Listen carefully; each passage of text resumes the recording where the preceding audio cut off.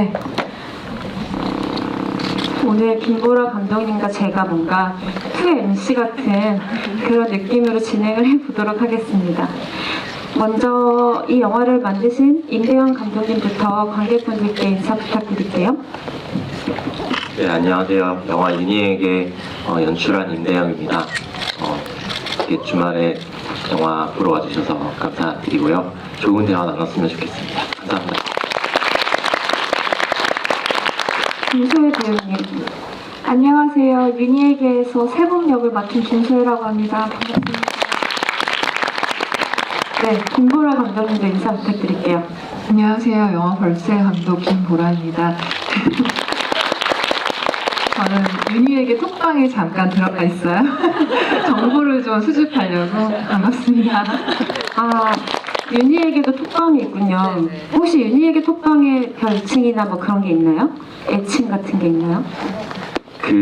제가 이제 들어본 바로는 여러 가지가 있었는데, 만월단, 윤희들, 에게러, 이런 여러 가지가 있었는데, 그 정확한 명칭이나 이런 게 잘 모르겠습니다. 사실은 이런 톡방 문화가 제가 알기로는 벌새 때부터 생긴 걸로 알고 있는데, 감독님 벌새란 톡방에도 들어가 계십니까? 가끔씩 보고 있습니다. 들어가 있지는 않고요. 아, 그래요? 다른 사람의 계정을 통해서 뭔가 훔쳐보시는 것 같은데요. 먼저 감독님께 여쭤보고 싶어요. 윤희에게 어떻게 보셨는지 먼저 들어봐야 될 것 같은데요. 일단 영화를 정말 잘 봤고요. 되게 많이 막 적어왔는데 이것저것? 저는 캐릭터들이 되게 매력적이었던 것 같아요. 그러니까 우리가 흔히 보는 가족은 그런 이성의 가족들을 보잖아요. 근데 마사코와 준의 그 집이 저한테 되게 편안함을 줬었거든요. 그러니까 이성의 가족의 어떤 당위나 룰, 정해진 어떤 루트나 너무나 서로 간의 거리가 없어서 힘들어지는 공동체로 많이 보여지는 것도 있고 실제로 그러하기도 한데 물론 모든 가족이 다 그런 건 아니지만 근데 이제 마소카와 준은 이제 비혼 가족, 공동체, 어떤 식의 분자 가족 같은 건데 서로 간의 거리가 굉장히 있잖아요. 준은 마사코 고모에 대해서 얘기를 할 때 나랑 비슷한 사람인 것 같아 라고 말을 하거든요. 이 대사는 준의 동물병원에 오시는 손님이 똑같이 하는 대사이잖아요. 그걸로 미루어 짐작했을 때 저는 마사코 고모 역시도 레즈비언이거나 바이거나 어떤 식의 퀴어라고 생각을 했었어요. 그것이 영화에서 다뤄지지 않는다 해도 그렇기 때문에 마사코 고모는 SF 소설을 읽는다던가 고양이라던가 너무 이 레즈비언 아이콘의 어떤 고양이 필름 카메라, 담배, 손편지 이런 게 다 보여줬을 때 저는 너무나 익숙한 이런 상징들이 되게 재밌었고 그 두 사람의 관계뿐만 아니라 임대영 감독님 마이크를 일단 쓰세요. 제가 약간 팬심으로 좀 말을 길게 하고 있는 것 같은데 그런데 되게 재밌는 거는 윤희와 세범의 가족은 초반에는 되게 퍼석했다가 어떤 이 준과의 관계가 드러나고 이 일본의 여행을 통해서 나중에 굉장히 생기를 찾은 느낌을 받았거든요.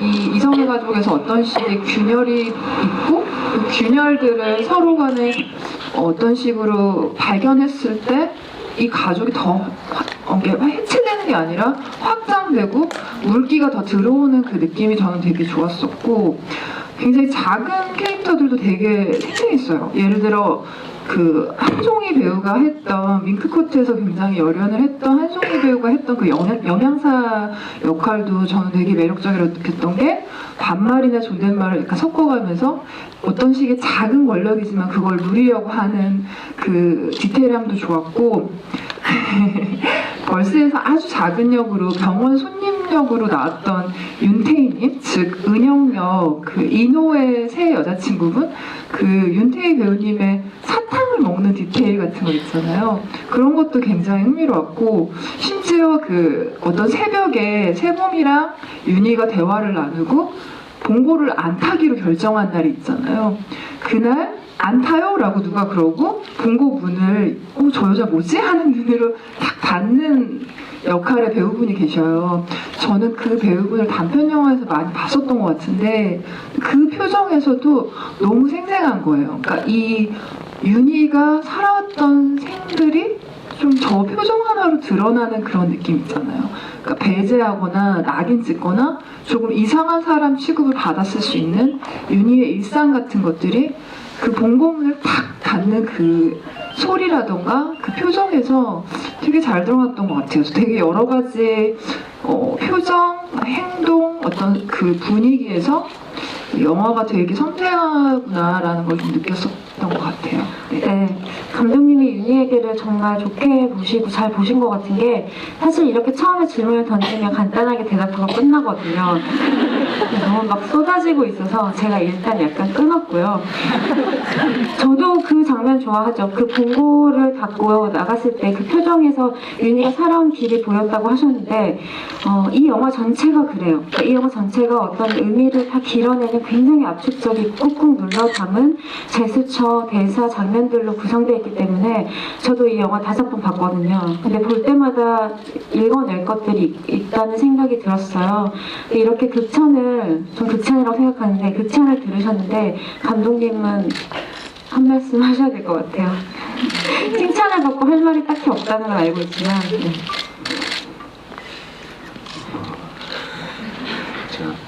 아무래도 이제 영화 만들고 나서 좀 느끼는 것은 이 영화를 관객분들이 좀 많이 기다려 보셨구나라고 생각을 했어요.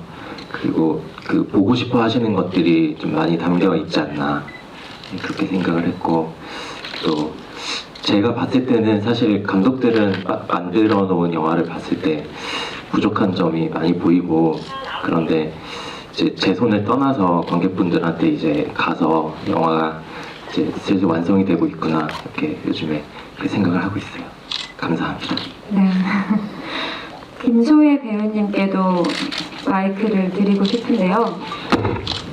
저는 그 예전에 김세호 배우님이 캐스팅 되셨을 때 감독님께 들어서 알고 있었는데 되게 의외였고 굉장히 신선했고 기대가 컸어요.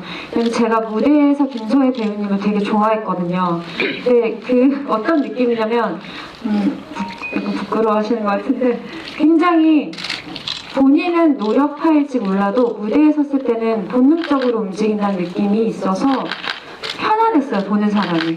근데 이번 영화에서도 굉장히 편안해서 김소혜 배우가 스크린에 나왔을 때 저는 무장해제되는 느낌을 받았거든요. 근데 따로 찾아보니까 대본이 너덜너덜해질 때까지 공부하는 스타일이라고 들었어요. 근데 어떤 식으로 접근을 했는지, 또 첫 장편 영화인데 제가 이번에 첫 영화를 하면서 그리고 세범 캐릭터를 보면서 가장 하고 싶었던 거는 초반에 캐릭터를 많이 공부하고 찾아가는 그 과정을 거치더라도 현장에서는 좀 단순하고 그런 거 생각하지 않고 그냥 진심으로 하고 싶다, 이게 저의 약간 아주 큰 목표였는데요. 근데 네. 짧게 오고 가는 대사들이지만 제가 공감 가는 게 많았고, 그래서 더 하고 싶었던 것도 있고, 그래서 현장에서 오히려 더 많이 부딪혔던 것 같아요. 준비는 준비대로 나름대로 열심히 했겠지만 그거를 거기까지 가져가서 생각하진 않았던 것 같고, 현장에서는 그냥 제가 느끼는 대로 정말 하고 싶다라는 마음이 컸어요. 그럼 제가 느꼈던 게 거의 비슷한 맥락인 것 같은데, 진짜 좀 보면서 정말 탁월하다, 되게 자연스럽게 연기를 잘한다고 느꼈던 장면이, 아빠가 일하시는 경찰서 찾아갔을 때 나란히 앉아서 엄마에 대해서 물어보는 장면에서 아빠가 처음에는 말을 돌리기 위해서 사탕도 먹고 이러다가 아빠가 엄마는 이렇게 하면서 최인세를 넣으면서 다음 말을 너무너무 기다리고 있다는 느낌을 받았거든요. 그래서 그 장면에 대해서 좀 들어보고 싶었어요.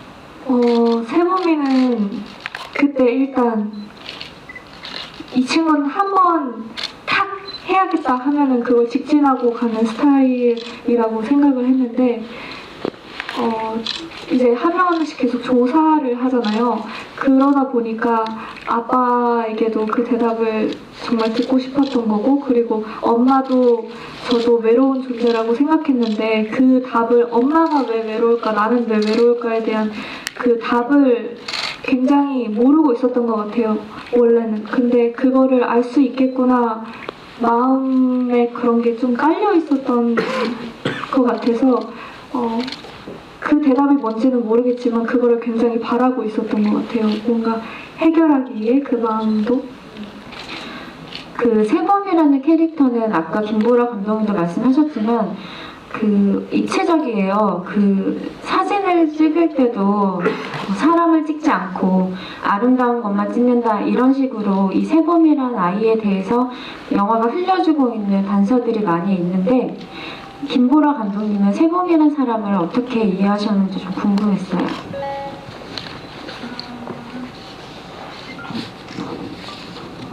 되게 매력적인 캐릭터였던 것 같아요. 근데 매력적인 캐릭터인데 그 연기가 되게 그 캐릭터를 정말 완성시킨 느낌이었었거든요. 방금 기자님께서 그거 말씀하셨잖아요. 근데 저도 똑같이 느꼈거든요. 저거 되게 진짜다. 저 리액션은 정말 듣고 싶어하는 사람의 리액션이다라고 생각을 했었고, 재밌는 대사들이 많았어요. 그러니까 어떻게 말하면 딴 사람이 말하면 저런 대사를 할 수도 있는 대사가 세범이 말했을 때 되게 매력적이었던 게, 그냥 합당하게 다가왔던 게 엄마는 아직 괜찮아, 이런 대사잖아요. 근데 그 대사가 누가 다른 사람이 했을 때는 되게 별로일 수도 있는 대사인데 세범이의 맥락으로 그렇게 한다던가, 그리고 사실 경수를 좀 업신여기는 게 좀 있잖아요. 근데 이제 그것도 이제 다른 배우가 했을 땐 또 어땠을까 싶은데 세범의 방식으로 했을 때 그 또 밉지 않은 부분도 있었고, 해지는 소리 들린다 이런 얘기가 네, 맞아요. 되게 네. 디테일하면서 굉장히 매력 있었어요. 예, 그리고 그런 표정, 리액션 같은 것들이 되게 흥미로웠는데, 특히 그 겨울에 빨간 코트를 입고 그 리액션을 하는데 다 각각의 리액션이 다른 호흡을 갖고 있어서 되게 매력 있다 느꼈었어요. 예. 그 해지는 소리 들린다라는 대사는 정말 문학적이고 문어체적인 대사인데 잘못 들으면 되게 오글거릴 수도 있는 대사거든요. 그런데 너무 자연스럽게 원래 그런 사람인 것처럼 말을 툭 뱉더라고요.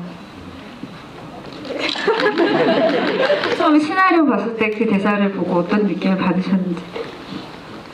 근데 그런 장난이라고 할까요? 그런 걸 많이 하지 않나요? 해지는 소리. 네, 뭐 그런 식으로 엄마 해지는 소리 들린다, 가자, 이런 거 있잖아요. 뭐 그런 식의. 제가 너무 메말랐나 봐요. 소연 배우님이 아까 잠깐 듣기로는 혼자 뭐 시도 쓰신대요. 그래서 그냥 기본 감수성 저랑 다른 것 같고 제가 신뢰한 것 같고요. 문청이에요. 정말 그 책도 많이 읽고. 문학 청년이요? 네, 시도 쓰고. 청이라뇨? 문학 청년. 네.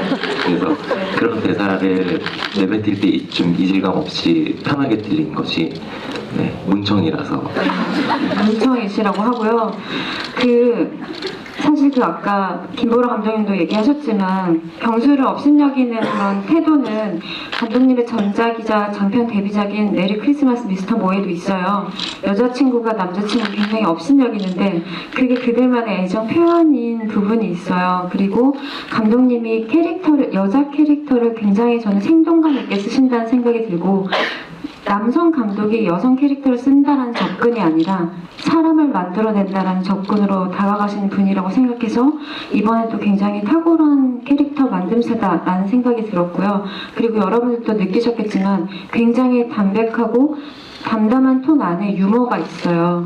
이번 영화에서도 제가 영화를 볼 때마다 관객들이 막 웃었던 장면이, 엄마가 김희애 씨가 남자친구랑 세범을 발견하고 웃으면서 미쳤구나 미쳤어 할 때 모두 웃었거든요. 근데 감독님이 처음 쓰실 때부터 그런 유머 톤들을 생각하셨는지, 김희애 씨 특유의 톤이 그걸 만들어낸 건지. 아무리 제가 생각을 하고 대본에 이렇게 썼더라도 사실 그걸 구현하는 것은 배우분들이기 때문에 제가 할 수 없는 영역이 있는 것 같아요. 네, 김희애 배우님이 그 순간에 너무 자연스럽게 그 어떤 만드는 거 없이 그냥 그 대사가 나오시는데 저도 쫄았거든요. 그 순간에 그렇게 만들어 주시는 것 같아요. 그 헛웃음이 정말 그런 유머 포인트가 되었어요. 또 아까 김보라 감독님도 초반에 캐릭터에 대한 얘기를 많이 하셨고 저도 방금 여성 캐릭터에 대해서 얘기를 했는데 감독님이 이 캐릭터를 쓰실 때 가장 목표로 두었던 뭐 원칙 같은 게 있다거나 그게 뭘까요? 아무래도 이 영화를 처음에 시나리오를 머릿속에 이 이야기를 떠올렸을 때부터 지금까지 사실은 당사자성에 대한 그런 고민은 계속 이어지고 있는 것 같고요. 다만 이제 좀 저는 이 영화를 찍을 감독으로서 어떤 태도가 필요할까 했을 때 좀 책임감이 필요하다고 생각했어요. 이제 그것은 제가 뭐 얼마나 도덕적으로 올바르게 사느냐 물론 그것도 중요하겠지만 그걸 넘어서 이 영화의 그 시선을 좀 객관과 어떤 보편 그리고 중립의 시선이 아니라 그 이상으로 어떤 제 포지션을 이해하고 입장을 갖고 좀 협파적으로 찍어야 된다고 생각을 했고 그런 좀 과정이 있었던 것 같아요. 네. 방금 감독님의 이런 태도에 대한 얘기를 들으셨는데 김보라 감독님은 이것과 연관해서 영화를 보면서 어떻게 느끼셨는지 좀 궁금해요. 그 태도요? 어려운 질문인데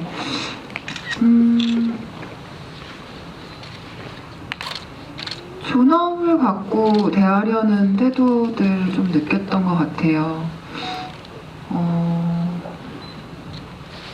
그리고 좀 많이 절제하려고 하셨던 것도 느꼈고, 예를 들어 이제 영화에서 우리가 가장 기대하는 것은 그 윤희랑 준이 만났을 때 과연 어떤 일들이 벌어질까 있잖아요. 근데 거기에서 무수히 많은 선택들이 있었을 수 있는데 굉장히 짧게 되게 아쉽게 표현이 또 돼요. 근데 그 아쉬울 정도로 또 표현하는 그 선택들에서 어떤 식의 그런 진부한 그림이나 그런 것보다는 좀 더 여백을 남기고 싶어하는 그 태도도 느꼈었고, 아까 말씀드렸던 그 마사코 고마 준을 그리는 그 태도도 우리가 흔히 생각하는 어떤 제도 안에 있지 않는 여성들은 박복한 여성이라던가 되게 삶에 윤기가 없거나 운이 좋지 않은 여성들로 묘사되는 경우가 되게 많잖아요. 근데 사실 보면 이 둘의 집이 정말 저 집에 괜히 한번 놀러 가고 싶다 싶을 정도로, 물론 고양이가 너무 귀엽기도 하지만 고양이가 너무 귀엽고 네, 알고 보니 그 고양이가 굉장히 유명한 고양이라고 하더라고요. 그래서 되게 그런 묘사들 같은 것들이 태도를 보여주는 거죠. 근데 그렇다고 해서 그 이성의 제도에 있던 윤희나 그 이노를 또 나쁘게 그리지 않아요. 이노가 물론 우는 장면에서 많이 그 질문을 던지시기도 했지만 사람들이 어떤 부분 그 맥락을 또 이해하게 만드는 부분도 있었거든요. 예를 들어 남성 동성애자들이, 게이들이 결혼을 또 이성애자 여성들과 하고 그런 식의 맥락도 있기 때문에 그 눈물의 의미나 맥락도 저는 조금 받아들여지는 그런 부분이 있었어요. 그러니까 저 사람의 삶도 또 되게 상상할 수 있는 것들, 그런 어떤 지점들이 인상 깊었고, 또 경수 같은 캐릭터가 흔히 보여지는 남성 청소년 캐릭터가 아니라 그 떨어진 장갑을 꿰매서 리폼해서 쓰는 그걸 선물해주는 사람이잖아요. 근데 그런 게 저는 또 영화의 어떤 상징처럼 느껴졌거든요. 그냥 관객으로서는 많은 걸 상상하고 싶을 때. 이렇게 뭔가가 부서지고 찢어졌을 때 그걸 기워서라도 다시 해내고자 하는 게 사실 우리 윤희 캐릭터이고 준의 캐릭터이기도 하기 때문에 또한 그 마사코 고모 역시도 되게 많은 어떤 역사가 있었을 것 같아요. 그런 역사가 있었기 때문에 준이라는 친구가 그 여성이 그렇게 차 안에서 장례식 후에 그 결혼이나 뭐 소개팅 얘기를 하니까 확 화를 냈을 때 너 왜 그러니가 아니라 그냥 받아들여 주잖아요. 굉장히 널 응원하고 있다 이런 식으로. 근데 그런 것에서 저는 태도들을 되게 강하게 느꼈던 것 같아요. 임대원 감독님, 이 말씀을 듣고 좀 하고 싶은 말씀 있으신지, 뭐 경수 캐릭터라던가. 저희 영화의 남성 캐릭터들 같은 경우에는 좀 여러 가지 양상의 그 모습을 가진 남성 캐릭터들이 나오는 것 같은데, 이제 경수 캐릭터는 저보다 더 이제 다음 세대의 아마 남성일 거라고 생각을 했고, 좀 어떤 덕목 같은 게 하나 있었으면 좋겠는데, 그것은 제가 보기에는 잘 모를 때 뭔가를 배우려고 하는 그런 태도가 아닐까. 그리고 뭐랄까 함부로 이 세봄이 지금 조사하고 있는 것들, 그리고 알아내려고 하는 것들에 대해 캐묻지 않거든요. 그러니까 더 물어볼 수 있는데 그 이상은 말하고 싶지 않으니까 그러면 나도 물어보지 말아야겠다라는 어떤 그 조심성, 이런 모습들이 좀 경수한테 있는 것 같고, 이노 캐릭터 같은 경우는 이제 저는 되게 그 심리가 조금 구겨져 있는 인물이라고 생각했어요. 근데 그것이 생각해보면 그 심리가 구겨진 것은 자기 자신 때문인데, 그것을 다시 팔려고 할 때 그 윤희에게 가서 이거를 펴달라고 하는 거죠. 저는 그렇게 좀 생각을 했었어요. 좀 작게 봤었는데, 근데 이제 사실 좀 생각해보면 술 취해서 지금 결혼할 사람도 있잖아요. 근데 전 부인한테 가가지고 그렇게 하는 것이 그게 이것을 어떻게 봐야 할까. 물론 좀 이노 캐릭터를 저도 차갑게 보긴 했지만 영화에서 좀 어느 정도 동정적으로 조금 생각할 여지도 있는 것 같고, 그런 것 같습니다. 네. 뭔가 청문회 하는 건 아니었는데 그런 분위기가 된 것 같고요.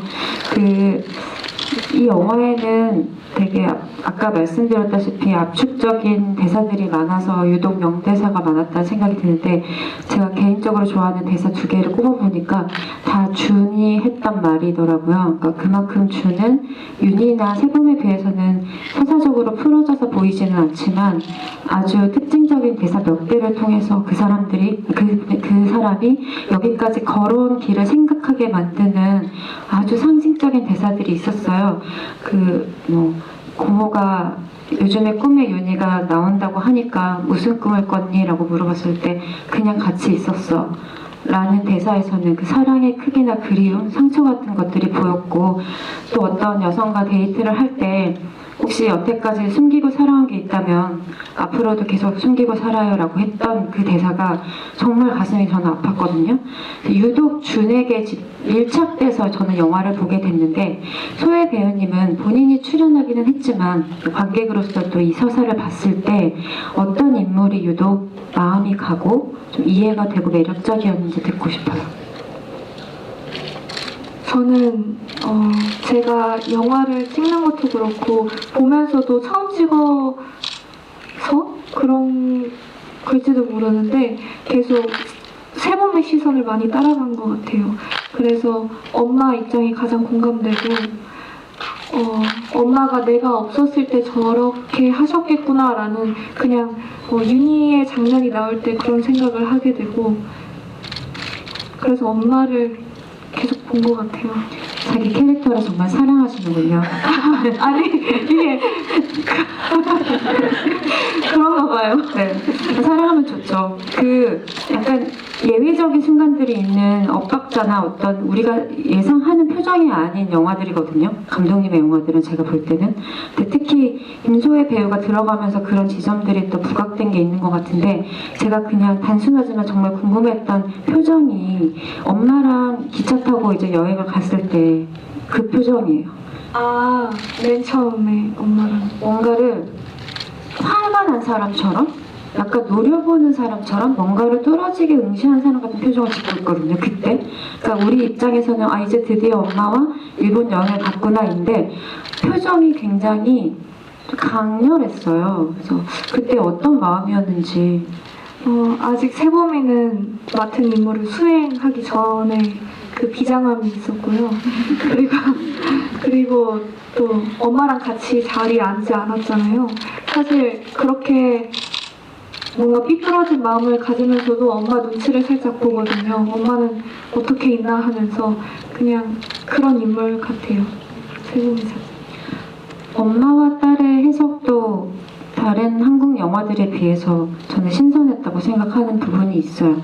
그러니까 되게 대등하게 그리고 있다는 느낌이 있었거든요. 그리고 서로가 서로에 대해서 어느 정도 차갑게도 느끼고 잘 모른다는 걸 인정하고 있는 그런 느낌이 들었는데 김보라 감독님은 이 세범과 윤희의 엄마와 딸의 관계 어떻게 보셨는지 궁금해요. 어려운 질문 잘 하시는 것 같아요. 저도 현미 기자님이 말씀하신 거랑 비슷하게 느꼈어요. 그러니까 우리가 흔히 미디어에서 보는 모녀 관계라는 게 굉장히 끈적하게 나오잖아요. 근데 여기서는 너는 너, 나는 나 이게 느껴지거든요. 그리고 세봄은 엄마가 더 외로워 보여서 엄마랑 살기로 했다고 하는데 실은 엄마가 어떤 것들에 의해서 외로워했는지 그리고 엄마가 왜 사람을 외롭게 했는지도 되게 알아가는 그 과정을 통해서 사실은 내가 엄마에 대해서 정말 많이 모르고 있었다라는 것도 알게 되고 또 자기 자신도 또 찾아가는 그런 여정 같았거든요. 저는 그래서 그 거리가 굉장히 좋았고 또 윤희라는 이 중년 여성이 흔히 우리가 보는 엄마의 역할을 수행하는다기보다는 필름 카메라로 사진도 굉장히 찍었고 자신의 취향도 분명히 있는 이 여성이 딸을 기르는 모습 또한 그리고 딸과의 적절한 그 거리 또한 이 영화의 태도같이 보였었어요. 저는 되게 좋았던 장면 중에 하나는 그게 이제 세봄의 표정이었는데 기자님도 그 표정에 대해서 많이 말씀하셨는데 굉장히 전혀 다른 어떤 느낌을 조금 줬던 그 표정이 그 시계탑 아래서 두 여성이 만나고 윤희와 준이 만나고 그걸 지켜보던 세봄이 이제 임무를 다 완수한 거잖아요. 그러고 이렇게 딱 돌아가가지고 걸어가는데 거기에 어떤 애수? 슬픔을 저는 봤거든요. 마치 사랑하는 사람을 떠나보는 그런 느낌처럼. 근데 그 정말 뒷모습에서 저런 감정을 연기하는 게 참 신기하다. 어떤 마음으로 또 연기했을까 궁금하더라고요. 결국 또 배우님한테 질문이 가는데요. 그 뒷모습도 컨트롤 하신 거예요? 아니 근데 엄마랑 준이랑 만났을 때 그 찍은 그 장면이 실제로 굉장히 슬펐어요. 보면서 뭔가 그냥 울컥하는 그런 게 있었어요. 저도 왜 그런지 모르겠는데 그리고 나서 또 바로 찍었고 또 길이 그렇게 미끌미끌했기 때문에 네, 그냥 그런 그 길이 영화의 온도에서 그 위험하지 않게 녹여가지고 이렇게 걷게 했는데 그래도 금방 얼더라고요. 그래서 걸을 때 발에 정말 힘을 많이 주고 걸었어야 됐을 것 같아요. 그리고 저도 그 장면을 되게 좋아하는데 그 선 다음에 하늘을 보면서 짓는 그 세움의 표정이 뭔가 다 이루었다, 다 이루었도다 하는 그 표정. 네. 그거 어떻게 연기하셨는지 궁금해요. 아니 저는 사실 그때 이거 어떡하지? 이렇게 했는데 그냥 하니까 마음이 막 뭔가 뭉클했어요 할 때. 그래서 이거 뭔가 잘 해낸 것 같다 했는데 또 실제로 보니까 아 근데 약간 이런 감정이었거든요. 아쉬웠다는 거예요? 실제로 하면 네, 그러니까 그런 경험도 처음 해본 거라서 그런 것 같아서 땀나요. 너무 잘했다는 얘기를 하니까 오히려 불편하신 것 같아서 그러면 지적을 네, 농담이고요. 방금 우리가 시계탑 얘기 되게 많이 했는데 저는 영화 처음 봤을 때도 그랬고 계속 사실 궁금했어요. 감독님 만나면 꼭 물어보고 싶은 장면이 그 사실 거기로 달려가는 영화잖아요. 관객들 저마다 바라는 상이 있을 거고 굉장히 어떤 기대하는 것도 있었을 거예요. 그리고 다양한 선택지가 있었겠죠. 둘이 안 만나게 할 수도 있고 어떤 최악의 상황에는 아니면 둘이 만나는 걸로 컷할 수도 있고 대화를 길게 이어갈 수도 있고 둘이 걸어가는 뒷모습을 더 길게 보여줄 수도 있었는데 한번 세봄으로 끊어버리고 그 감정을 세봄이랑 경수한테 한번 갔다 오기도 하고 그리고 둘의 대사는 굉장히 짧죠. 오랜만이네 그렇네. 그리고 나서 걸어가는데 그걸 만월, 그러니까 달이 봤잖아요. 근데 그 달을 바라보고 있는 사람은 고모예요. 그렇게 설계하신 이유가 좀 듣고 싶었어요. 제 대본을 쓴 대로 이렇게 찍었지만 저희가 편집을 하면서 나름의 또 다른 호흡과 그 러닝타임에 맞는 나름의 논리가 좀 필요했었는데 이제 언제 보름달을 띄울 것인가가 이제 저희 숙제였어요. 근데 저는 처음에 생각했던 것은 윤희와 준이 만나는 순간에 그 하늘 위로 띄워버릴까 이렇게 생각을 했었는데 이제 그 보름달이 차고 다시 기울고 또 다시 이렇게 차는 그 과정에서 다시 찼다면 이제 다시 시작할 수 있는 거라고 생각을 했거든요. 그래서 그 보름달을 띄우는 순간은 그 윤희와 준이 만나는 순간이 아니라 만나고 난 뒤에 앞으로의 이제 삶이 펼쳐지기 시작할 때 이제 그때 띄우는 게 맞겠다라고 생각을 해서 그렇게 아마 편집하면서 순서 조정을 좀 했던 것 같아요. 고모가 바라보고 있는 시점은요? 그 씬에서 그 준의 대사가 있는데요. 눈이 언제쯤 그치려나. 이제 이게 마사코 고모가 평소에 하던 말인데 이제 그 마사코 고모의 말이 준에게 이렇게 전이 되는 것인데 저는 영화 찍을 때 그 전작에서 이제 부자관계 이야기였는데 항상 부자관계 이야기할 때 유산 같은 게 있어요. 물려받는 것. 근데 이 영화에서 이 모녀의 관계들에서 뭘 물려받을 것인가라고 했을 때 저는 마사코 고모의 그 어떤 삶의 태도, 눈이 계속 쌓이는데 그걸 또 계속 치우고 또 쌓이면 치우고 그러면서 막막하니까 일종의 주문처럼 하는 말이다.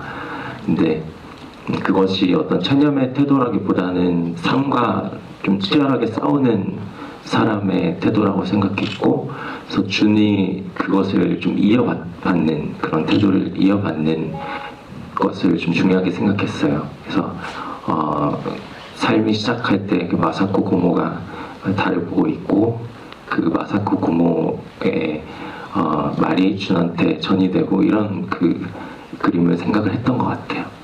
그 여기와 연관돼서 제가 하나만 질문 더 하면 아까도 약간 얘기가 나왔지만 그 세봄이가 엄마를 선택한 이유는 엄마가 더 외로워 보였기 때문이었고 준이 아빠를 선택한 이유는 나에게 더 무관심해 보이는 사람이어서 라는 대사가 대조적으로 나오잖아요.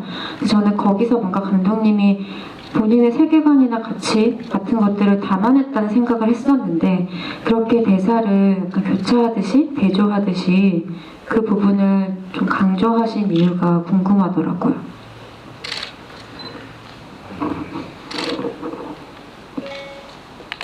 아무래도 같은 대사들이 또 누가 어떤 말을 하느냐 또 그것을 또 누가 말을 이어받아서 하느냐 이제 그런 것이 저한테는 좀 중요했고 그 미묘한 반복 속에서 관객분들께서 계속 기억을 상기하면서 영화를 보실 수 있게끔 이렇게 계획을 했죠. 네. 그 김보라 감독님이 저한테 계속 어려운 질문을 한다고 좀 뭐라고 하셔가지고 감독님이 뭔가 이 영화를 보시고 느꼈던 부분을 공유하고 싶으신 점이 있거나 혹은 두 분께 궁금한 점이 있으시면은 해주세요. 네.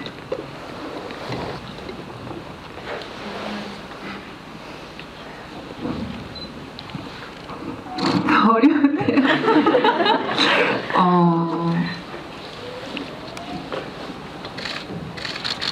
개인적인 질문도 괜찮아요? 어떤 개인적인 건지에 따라서 네. 소혜 배우님한테는 어떤 삶을 사는 여성이 되고 싶은지 궁금하고요. 이런 걸 물어도 된다고 하면? 네, 돼요. 네. 그리고 감독님에게는 이제 두 번째 영화를 완성하셨는데 그 과정이 되게 쉽지만 않았을 텐데 지금의 소회라던가 앞으로도 계속해서 이러한 주제를 좀 다루고 싶으신지 궁금해요. 소혜 배우님부터 들어볼까요? 조금 오글거릴 수도 있는데요. 저는 아름다운 것도 보고 어두운 것도 보는 사람이 되고 싶어요. 네. 배우로서는 작품을 사랑해서 계속 연기하는 배우가 되고 싶어요.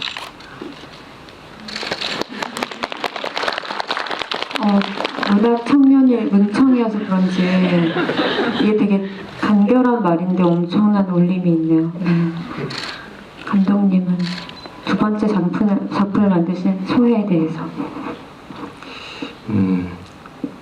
참 영화 그 한 편 만드는 것이 이렇게 돌아보면 그 과정이 모르겠어요. 회한의 감정이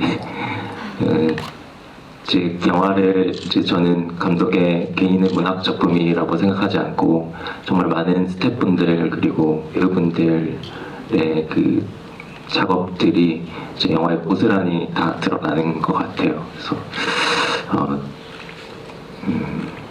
제 감독은 그것을 책임지고 바른 방향으로 이끄는 사람인 것 같고 저도 그렇게 되기 위해서 좀 노력을 좀 하겠습니다. 그리고 계속해서 사실 그 관심이 있는 주제인 것 같아요. 그래서 계속 저 자신으로서 조금 연구하고 공부하면서 또 계속 사실 공부를 많이 하면서 좀 해야 될 것 같습니다. 제가 오늘 너무 사실 벌새라는 영화를 저도 극장에서 3번 봤어요. 그 친구들 데리고 그렇게 막 추천하면서 보여줬는데 그 감독님의 그 영화를 만드시는 어떤 치열한 태도들이 저는 편집할 때 저희 영화 편집할 때 봤었는데 참 자극이 많이 됐었어요. 그리고 이렇게 좋은 영화가 또 나왔구나. 그래서 좀 관객으로서 행복했었고 그래서 저도 본받아서 좋은 영화 찍을 수 있도록 계속 노력해야죠. 박수 보내주세요. 두 분 되게 감동적인 말씀을 하셨는데 저도 그렇지 않아도 이제 두 분께 벌스에 대해서도 여쭤보고 싶었는데요. 지금 김보라 감독님이 임대영 감독님한테 하신 질문은 스스로가 지금 가장 많이 생각하는 것에 대한 질문일지도 모른다는 생각이 들었어요. 이제 감독님도 두 번째 작품 찍으셔야 되니까. 그런데 또 방금 치열한 작품이었다라고 말씀하셨는데 사실 벌새는 여러분이 보기에도 그러니까 누가 봐도 정말 치열하게 찍고 치열하게 이 작가의 영혼을 담았다라고 느껴지는 파워가 있는 영화였어요. 저는 그걸 관객들이 느꼈기 때문에 그렇게 많은 분들이 환호했다고 생각하고 아까 임대영 감독님이 윤희에게가 잘 된 이유도 많은 분들이 기다려온 이야기였던 것 같다라고 하셨는데 저에겐 두 작품이 다 동일해요. 우리가 보고 싶었던 것을 해준 말해준 분들이에요. 그런 의미에서 저도 특별한 영화라고 생각하고 있고요. 소혜 배우님도 여쭤보니까 벌새를 보셨다고 하더라고요. 그래서 어떻게 보셨는지 좀 듣고 싶어요. 저는 진짜 많이 울었어요. 어떤 순간들에서요? 아버지 울 때랑 오빠 울 때 제가 왜 그렇게 많이 울었는지 모르겠어요. 그냥 그분들이 울 거라고 생각을 못했고 거기에서 위로를 받는 느낌이었어요, 제가. 그리고 또 제가 대입할 수 있었던 게 너무 많았던 것 같아요. 그걸 보면서 예전에 저를 생각하게 되고 제가 존경하는 선생님을 생각하게 되고 그런 분이 있다는 거에 좀 감사하게 되고 되게 반성하게 되고 그래서 많이 울었던 것 같아요, 보면서. 방금 영지 선생님 말씀하신 거죠? 네. 방금 말씀하셨던 어떤 사람이 되고 싶냐고 했을 때 아름다운 것도 보고 어두운 것도 보는 사람 되고 싶어요 라는 말이 그거와 다 연결되는 것 같다는 느낌이 들어요. 네, 제가 만약에 은희가 선생님을 만나고 뭔가 의지를 다져갈 수 있다고 생각을 했는데 저는 더 감사하게도 그 선생님과 더 오랜 기간을 보면서 영화에 대한 얘기를 하고 그랬었던 적이 있었어요, 한때. 근데 그것 덕분에 제가 좀 무너지지 않고 가야겠구나 생각을 했던 것 같고 또 저는 그 다리가 무너진 시기를 잘 모르지만 제가 학교를 다닐 때는 세월호 사건이 있었거든요. 그래서 그거를 또 생각하면서 진짜 저랬었는데 저렇게 다 모여서 봤었는데 그때 진짜 엄청 슬펐는데 하면서 봤던 것도 있고 가족들하고 식사하는 자리나 아니면 엄마를 부르는데 엄마가 안 쳐다보잖아요. 근데 그때 은희의 시선이 되게 저한테 여러 가지 생각을 하게 했던 것 같아요. 이거는 약간 여담인데 저희 벌새 마지막 종영 GV 할 때 어떤 관객분께서 은희가 자라서 윤희가 되냐고 하신 분도 계셨어요. 네. 개인적인 질문을 하셨고 그에 대한 답변을 들으셨는데 감독님은 또 듣고 어떤 생각 드시는지 들어보고 싶네요. 아까 여기 오기 전에 한국사 시험 준비한다는 얘기도 들었어요, 소혜 배우님께서. 근데 그걸 듣고 참 아름답다 그런 생각을 했거든요. 근데 방금 말씀하신 그 짧은 문장 듣고 되게 약간 뭉클한 느낌이 있어요. 그래서 되게 맑은 영혼이 나에게 딱 좋은 에너지를 주는 것 같은. 사실은 아름다운 것만 보고 싶지 어두운 것까지 다 끌어안는 거 힘들잖아요. 그래서 어떻게 저런 얘기를 딱 대답을 할까 되게 뭉클한 느낌이에요. 네. 저는 감독님 말씀을 듣다가 임대영 감독님 말씀 듣다가 감독님이 두 번째 장편을 하셨잖아요. 그리고 태도나 공부, 어떤 미안함 등에 대해서 말씀을 많이 하신 것 같아서 이 두 번째 영화를 찍으면서 느끼셨던 가장 고마운 순간과 가장 미안한 순간은 무엇이었을까? 정말 그 질문을 어렵게 잘 해주시네요. 별로 어려운 사람 아닌데. 네, 가장 고마웠던 순간은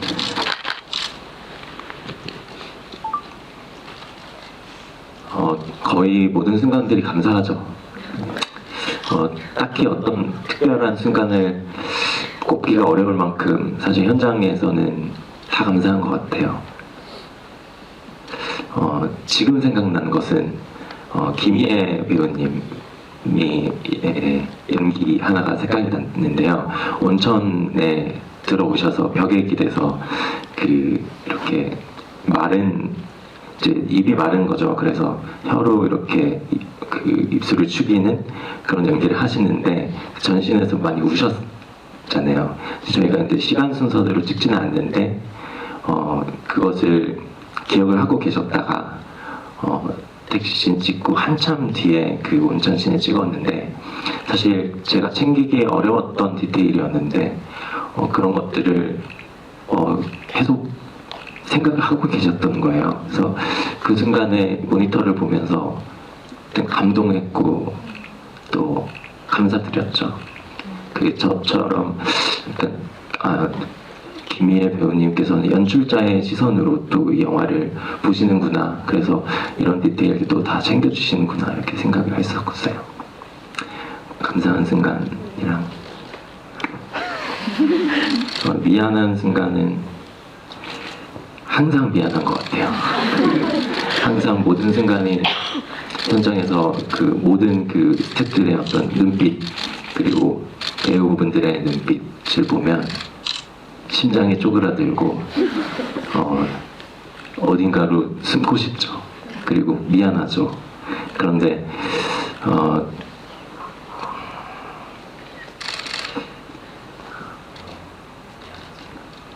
네. 딱히 정말 어떤 특별한 순간이라기보다는 항상 그런 마음이 있는 것 같아요. 고마움과 미안함이.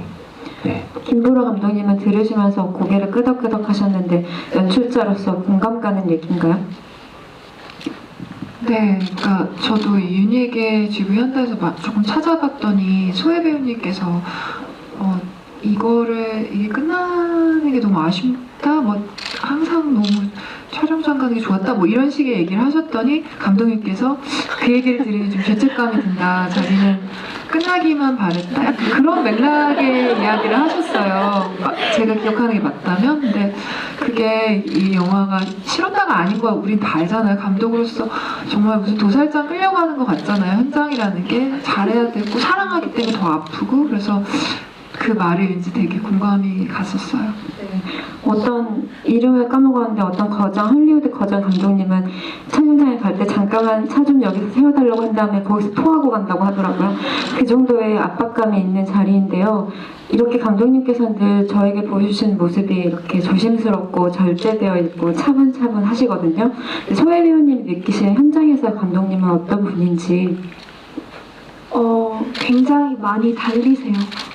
달린다고요? 네, 달려서 오셔서 소야 이건 이렇게 해봤으면 좋겠는데 식의 얘기잖아요. 그러면은 저로서는 불편한 게 그래도 긴장감이나 이런 게 확실히 많이 줄어들고 그래서 천사 감독님이라고 제가 칭할 만큼 항상 그 현장에 달려오셔서 저희한테 물어봐 주시고 이랬던 것들이 많았고 제가 새벽에 너무 큰 고민에 빠져서 신에 대한 그래서 문자를 드렸을 때도 바로 전화 오셔서 저한테 말씀해 주시고 또 어떤 긴 신을 마무리했을 때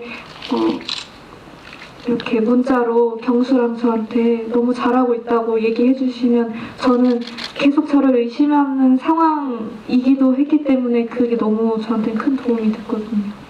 너무 좋은 감독님이시네요, 그렇죠? 네. 아닙니다. 좀 보장인 것 같아요. 감동적인 포인트가 많았던 대화들이었던 것 같아요. 이제 여러분들의 질문을 조금만 받아보고 이 자리를 마무리할까 하거든요. 손 들어주시면 저희 마이크 드리겠습니다. 저기 위에 계신 분부터 받아볼까요? 네, 지금 손 뒤 돌아보신대요.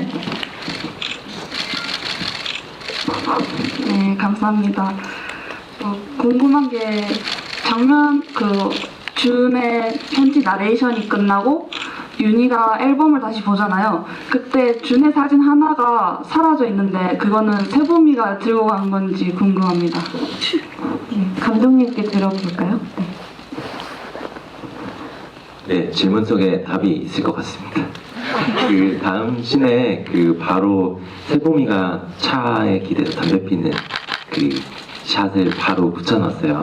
그래서 앞전에 세봄이가 그 앨범을 보고 있었기 때문에 또 그 사진을 보고 있었기 때문에 가져갔다면 세봄이가 가져가지 않았을까 이렇게 생각했어요. 네, 굉장히 디테일하게 영화를 보신 관객이신 것 같습니다. 네, 또 질문 받아볼게요. 그 옆에 계신 분 받아볼게요. 네. 좋은 영화 정말 감사드립니다. 영화에 반복되는 대사 중에서 왜 연애를 안 하느냐라는 대사가 많이 등장하는데요. 그 세봄이 윤희에게 그리고 그 남자 사촌이 준에게 준이 마사코에게 그런 말을 던졌던 것 같아요. 그런 같은 대사를 다른 여러 인물상들이 반복함으로써 무엇을 의도하셨는지 그게 되게 궁금했습니다.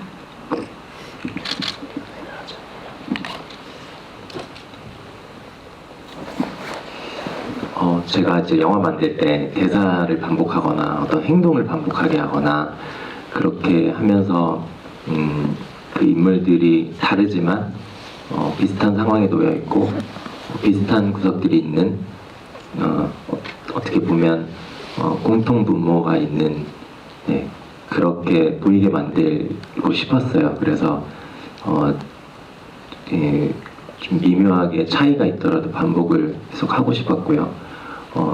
한국 특히나 이제 한국 배경과 이제 일본 배경일 때 기차가 지나간다든지 약간 공간적으로도 그렇고 또 어떤 인물들의 상황 또 대사 행동 이런 것들을 좀 미묘하게 반복하면서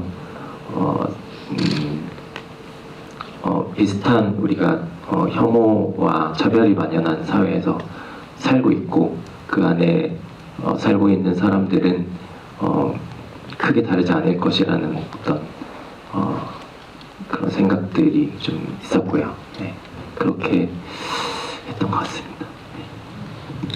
네, 또 질문 받을까요? 여기 계신 분 받아볼게요. 네. 네, 저는 편집에 관해서 여쭤보고 싶은데요.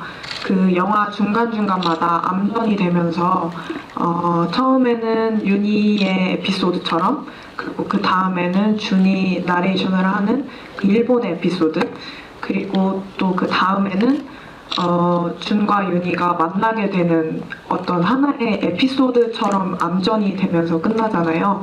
그런 거에는 어떤 의미나 뭐 이런 걸 두셨는지 그리고 또 하나는 되게 사소한 건데 마사코의 카페에 준이 들어올 때 그냥 문을 열고 들어올 수 있는데 항상 그 작은 창문에 똑똑하고 들어오잖아요.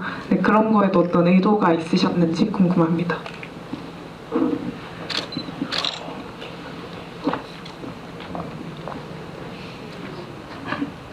네, 그 문을 이렇게 똑똑 두드리는 것은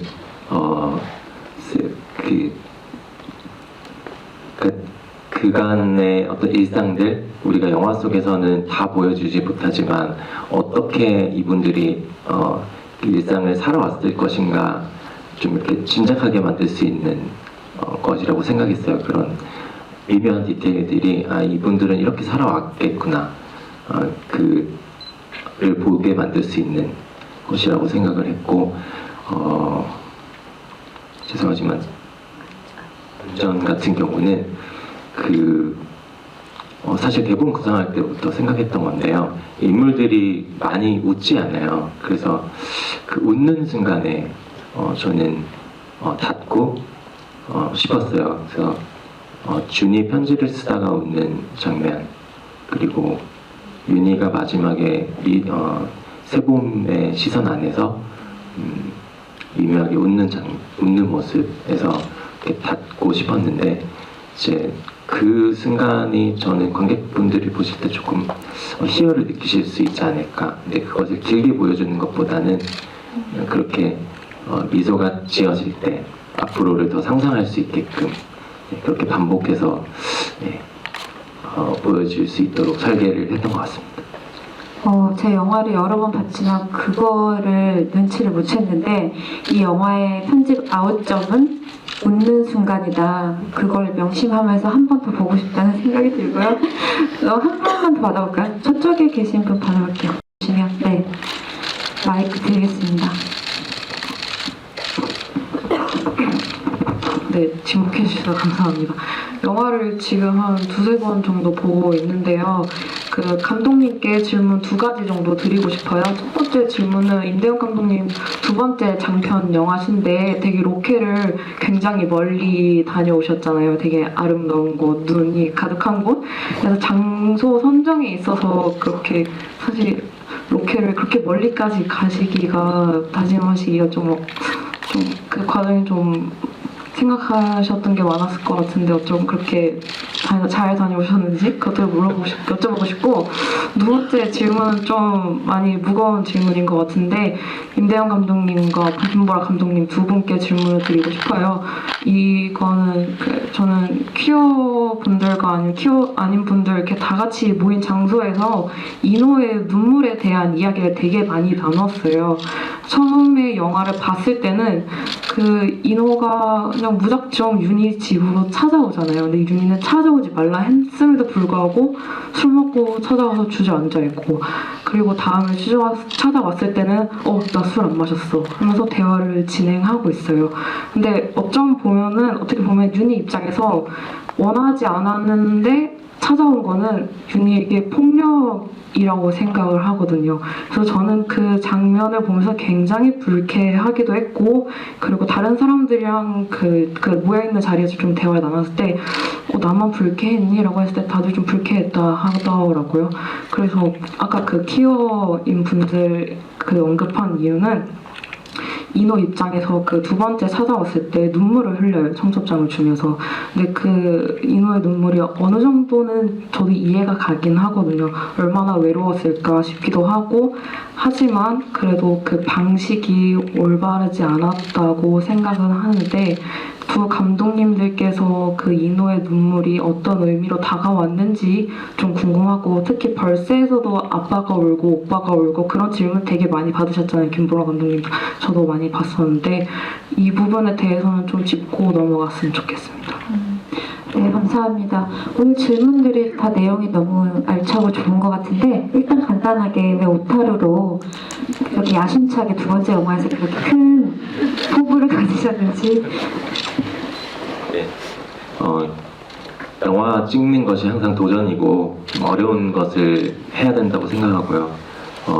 말하기 힘든 것을 말해야 된다고 생각하고, 그래서 어렵게 갔죠. 저 전작에서 겨울이 배경이었는데 눈이 안 왔어요. 한이 맺혔던 것도 있었고, 이번에는 정말 항상 그 숙제같이 남는 것 같아요. 못했던 것들을 다음에 꼭 하자. 네, 이번에 그래서 눈 내린 공간에 서치를 엄청나게 많이 했고, 그래서 겨울을 제대로 좀 담아보고 싶었어요. 저희가 일본에서 찍을 수 있었던 것은 저희 고경란 프로듀서님이 계신데, 이제 그분이 일본 제작사에서 일을 하고 계셨고 한국 분이신데요. 일본 스태프분들 많이 소개해 주셨고, 저희가 이제 도쿄에 도부 스튜디오에 사무실 얻어가지고 그 서울과 도쿄에서 같이 따로 프리를 했어요. 그래서 좀 많은 분들의 좀 도움이 없었으면 그 오타루에서 촬영하는 것이 불가능했을 것 같아요. 특히나 일본 스태프분들이 많이 도와주셨죠, 여러분. 이번에 원 없이 눈을 담으셨네요. 네, 이제 여한이 없습니다. 저도 궁금했었거든요. 그렇게 일본과 한국의 투 트랙으로 프로덕션을 하셨군요. 네. 그리고 그 눈물의 의미에 대해서는 일단 감독님은 만드신 분이니까 김보라 감독님의 어떤 감상부터 들어볼까요? 아, 그래요? 네. 저 또한 저는 이 영화가 안내하고 있는 것이 이노의 눈물에 공감하고 물론 하는 분도 있겠지만 그 순간에 나오는 좀 나레이션이 중요한 것 같아요. 그 사람과 내가 결혼식을 올리던 날 가장 먼저 떠올랐던 사람이 너였다고. 그러니까 그렇게 좀 어느 정도 거리를 두게 만들고 싶었는데 그렇게 또 안내를 하고 있다고 생각하고요. 이노의 눈물이 아니라 그 순간에 이노가 행복하라고 윤희한테 말하는 그 순간에 윤희가 짓는 표정이 더 중요한 것 같아요. 이노는 어떻게든 누군가를 만나서 이렇게 결혼을 하고 살 수 있겠지만, 윤희 같은 경우는 그 말을 들었을 때 어땠을까? 그것을 오히려 좀 무게를 우리가 좀 이노보다는 윤희에게 초점을 맞춰서 생각하는 게 좋지 않을까, 이렇게 생각을 하고요. 저 역시 그것이 폭력이라고 생각해요. 술 먹고 찾아가서 앉아있고 그것을 오지 말라고 하는데도 또 경각심이 없이 왔던 거잖아요. 분명한 어떤 뭐랄까요, 잘못은 잘못인 것 같고요. 그것을 뭐 이렇게 감싸거나 그렇게 하고 싶지는 않았고, 다만 그런 생각은 있는 것 같아요. 그 폭력이라는 것이 특히나 가족 안에서 일어날 때 우리가 그런 아주 미세한 폭력들을 사실 매일매일 겪고 살거든요. 그런 것들을, 그런 감각들을 사실 저도 좀 뭐랄까 가족 안에 있으면 느끼는 것 같고, 그것들을 그냥 여과 없이 좀 보여주는 거죠. 그러면서 생각을 해보면 좋은 거죠. 저는 여기 이 영화에 우는 장면, 남성이 우는 장면이 나온다고 해서 그 장면을 내가 싫어하게 될까라는 기대를 갖고 이미 봤어요. 기대를 갖고 네, 이게 뭔가 싫어하게 될지도 몰라 이러면서. 근데 실은 뭐 봤을 때 저는 이해가 갔어요. 왜 우는지. 그러니까 물론 당연히 그렇게 술 먹고 찾아가고 이런 거는 이 가족이었기 때문에 이 사람이 여전히 거리두기를 못하고 있는 거잖아요. 아직도 그렇다고 생각하고. 그런 건 분명히 굉장히 불쾌한 행동이고, 그거에 대해서 제가 뭐 지지를 하거나 이런 건 아니지만, 사실 삶에서 이 영화라는 거에서 저는 항상 정치적으로 올바른 어떤 캐릭터, 그리고 완벽하게 윤리적인 캐릭터만을 보여주는 것이 영화는 아니라고 생각하거든요. 굉장히 찌질하고 굉장히 복잡한 결을 갖고 있는 것을 보여주는 게 입체적인 캐릭터를 보여주는 어떤 창작자로서의 역할이라고 생각하는데, 저는 개인적으로 예전에 본 영화 중에 아메리칸 뷰티에서 이제 성이 바뀐 역할이 나오잖아요. 거기에 이제 그 이웃집, 주인공의 이웃집 남자가 남자 동성애자이고, 근데 이제 그 부인이 항상 시체 같은 얼굴 표정으로 영화에 나와요. 거의 이제 막 말라 빠진 화초 같은 표정을 항상 하고 있는데, 그 영화를 봤을 때 저는 그 부인에게 되게 공감을 했거든요. 저 부인은 무슨 죄로 저 남자의 비밀 때문에 이런 결혼 생활을 유지를 해야 되는 건가라는 생각을 했었기 때문에, 마찬가지로 저는 이 윤희가 이 결혼을 물론 오빠에 의해서 약간 반강제적으로 했던 것 같은 역사가 있지만, 어쨌든 이 사람이 그 생활을 견디는 것이 되게 좀 안타까운 그 마음도 좀 있었던 것 같아요. 근데 당연히 이 남편은 이성애자였다면 부인에게 그렇게 요구하는 것들이 있잖아요. 한국 사회에서 뭐 감정적 케어라던가 뭐 지지라던가 여러 가지. 사실 이 사람이 새롭게 선택한 여성 그 배우를 봤을 때, 캐릭터를 봤을 때 되게 사랑을 많이 줄 것 같은 여성이었단 말이에요. 잠깐 봤지만 너무 애교가 있는, 한국 사회에서 중년 남성들이 원하는 어떤 그런 어떤 캐릭터를 일부러 감독님이 하셨을까라는 생각을 했었는데, 되게 자기가 원했던 거를 채워줄 수 있을 것 같은 여성을 선택했구나라는 느낌을 받았거든요. 물론 근데 인호가 이 여성하고 살았을 때 정말 충족감을 느낄지, 아니면 정말 이 여성의 이 사랑스러움을 막 이렇게 착취만 할지 그건 알 수 없지만, 사실 윤희에게 그거를 좀 기대를 했기 때문에 이 남자는 더 힘들어하고 자기를 연민하지 않았을까라는 마음도 있었지만, 어떤 맥락에서는 아까 그 아메리칸 뷰티를 봤을 때 느낌처럼 저 사람 저 생활에서 되게 어쨌든 숭자가 없는 결혼 생활이었겠구나라는 건 되게 공감이 됐었어요. 네, 좋은 답변이 되셨으면 좋겠고요. 저도 김도열 감독님 말처럼 영화 속에 나오는 모든 캐릭터가 PC할 수는 없다고 생각하고, 그 자기 연민에 취한 남자의 찌질한 모습으로도 보일 수 있는 장면이라고 생각하고, 저는 거기서 윤희가 그 청첩장 그림을 보면서 좋아 보이신다, 사랑이 많으실 것 같아라고 할 때 윤희의 인생을 돌아보면서 굉장히 감정적으로 동요가 됐었거든요. 개인적으로는 되게 좋아하는 장면 중에 하나입니다. 이제 이 자리를 마무리하려고 하는데요. 소혜 배우님부터 소회를 들어볼까요? 이 자리에 대한.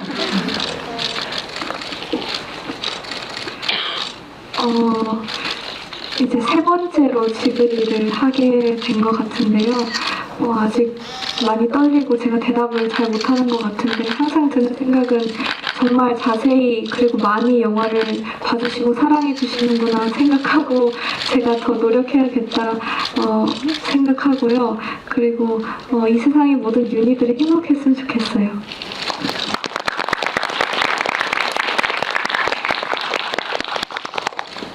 김도라 감독님부터 들어볼까요?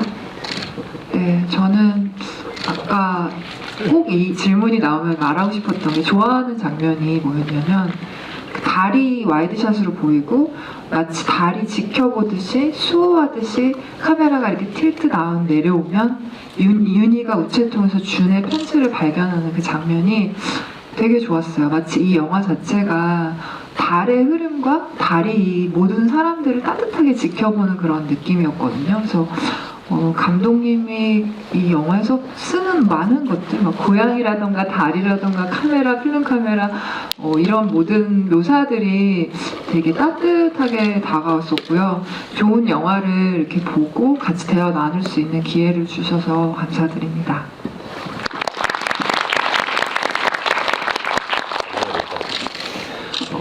오늘 이렇게 김보라 감독님과 제가 좋아하는 김현민 기자님과 김조혜 배우님 이렇게 또 관객분들과 함께 심도 있게 또 대화 나눌 수 있어서 좋았고요. 그런 생각이 들었어요. 오기 전에 그 벌새의 그 나레이션 중에 그 마지막 편지 중에 그때 만나면 모두 다 얘기해줄게. 네, 그때 만나면 모두 다 얘기해줄게. 이 대사가 생각이 나더라고요. 오면서 더 많은 것들을 이야기를 저도 해드리고 싶은데 사실 이렇게 이 자리에 앉으면 머리가 하얘지고 그렇습니다. 그래서 항상 아쉬운 마음이 들고요. 저희 영화에서 그 대사가 좀 제가 생각이 났던 이유를 좀 생각해 보면 그런 이야기들은 시작을 하더라도 끝내 하지 못하게 되는 것 같아요. 그리고 저희 영화의 이 편지들도 시작을 했지만 이게 그 마음이 다 담겼을까? 그 불가능한 일이 아닐까? 네, 그런 것들을 관객분들한테 드리고 이렇게 같이 감상을 나누는 시간을 갖는 게 좋은 것 같습니다. 너무 좋은 시간이었어요. 감사합니다. 네, 감독님 말씀을 듣고 보니까 두 영화의 공통점이 나레이션, 편지의 나레이션으로 마무리 된다는 엄청난 연결고리가 있었네요. 그리고 방금 소혜 배우님께서 세상의 모든 윤희들한테 뭐라고 하셨죠?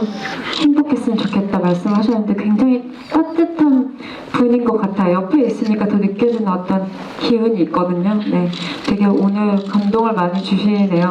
그리고 저는 이 영화가 처음 이 영화를 보고 나왔을 때 제 집에 돌아가면서 무슨 생각을 했냐면 그러고 보니까 이 영화에는 플래시백이 없다. 그 윤희와 준의 과거지사가 화면에 나오지 않았구나. 왜 그랬을까? 생각했었거든요. 근데 이 이야기는 뒤를 돌아보는 이야기가 아니라 나아가는 이야기구나.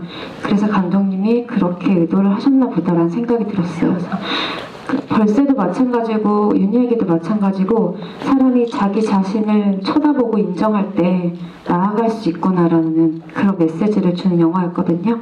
그래서 저도 오늘 이 자리를 빌어서 두 감독님께도 다시 한번 감사드리고 오늘 정말 경청해주시고 좋은 질문 많이 해주신 관객분들도 감사드립니다. 모두들 안녕히 돌아가세요.